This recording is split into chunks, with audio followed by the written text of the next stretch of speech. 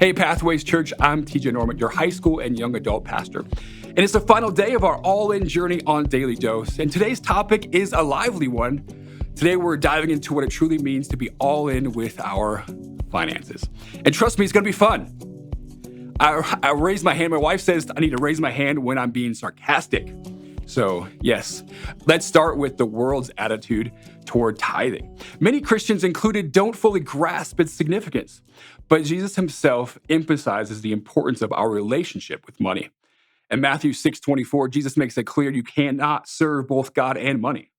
God, the creator and owner of all, doesn't need our money. He's never short of resources. So why are we asked to give? Tithing isn't really about money.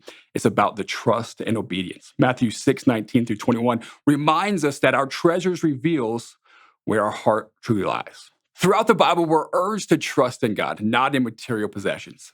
Giving isn't just an act of generosity, but it's an expression of our faith.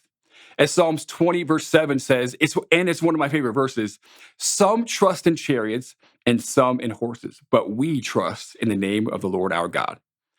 And it's so good. It reminds me daily that it's not about what I have or anything like that. It's about what God has.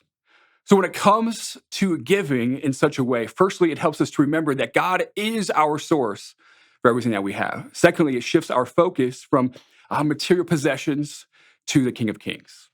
Giving also strengthens our faith, supports our local church ministries, and reminds us that we are all in with God's plan, not ours. It has always been an amazing thing to see God work, and even in my own life, when we fully trust God in our finances and that things work out. A quick story to end this week is my wife and I were going to buy a car a few years ago, and we debated for a few weeks if we could afford it. And that moment finally arrived, and we said, oh, this is the perfect car. We're like, all right, God.